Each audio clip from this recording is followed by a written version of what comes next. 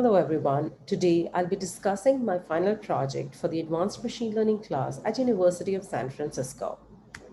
So what's the problem we are discussing today? We'll see whether we can deduct the target value for different kinds of cancer using the large-scale microRNA profiling. Let's look at the data set. The data set is actually a combination of 21 different sub-data sets. Each sub-data set corresponds to a different kind of cancer. In total, there are 8302 observations. There are 978 features in our data set. All these features are numerical and have been normalized. Out of this 978 features, 977 correspond to the details about the microRNAs that we are going to use for our prediction. One of the columns is problem ID. It corresponds to the sub-data set that a particular observation belongs to. The value of the problem ID varies from 0 to 20, as we have 21 different sub-data sets. The target variable value varies from 0 to 4.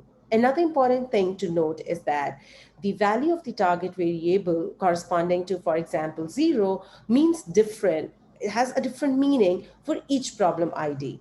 What I mean to say is that for a problem ID 0, the target value 0 could mean something completely different from what a problem ID 1 and target variable being 0 would mean. So let's see what models did we test and the techniques that we used. So we used two different models, SGBoost and LightGBM. We actually compared the performance of these two models and then selected the one final model, which gave us the best accuracy on the validation set. So the different techniques that we used for the SGBoost model are cross-validation, hyperparameter tuning, and we created 21 different models corresponding to 21 different sub-data sets that we have. For LightGBM, we used cross-validation. We also used Optuna, which is an automatic hyperparameter tuning which we use for LightGBM. It gives us the hyperparameters which are highly tuned and very problem specific. We also used group-wise hyperparameter tuning. By group-wise hyperparameter tuning, we mean that instead of tuning all the hyperparameters together, we created groups of hyperparameters and tuned one group at a time. What this does is it makes the hyperparameter tuning very easy, comparatively easy, and of course, is more efficient. We also did some minor hyperparameter tuning, and for LightGBM as well. We created 21 different models, each model corresponding to one particular subset of data. So what were the results that we got from this? First, we found out that LightGBM gives the most accurate predictions when we tested it on the validation set.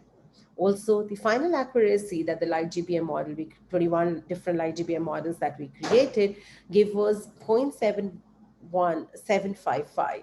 This accuracy is on the test data set, which was never seen by the model before. So what were the different lessons that we learned through this process? One, we learned how to use LightGBM and Optuna. Second is we found out that LightGBM can be trained 10 times faster than XGBoost. Next, we found that LightGBM has a lot of different hyperparameters, much more than XGBoost, which gives us more freedom to tune them and adjust our model better to the problem that we are trying to deal with.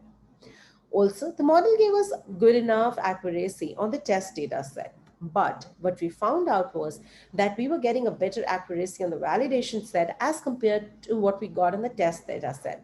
This was probably because our model was overfit on the training data. Why this could have happened is because there's a class imbalance in the data set.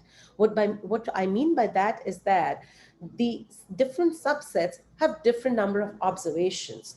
Also, the observations in a particular data set are not equally distributed among different target classes.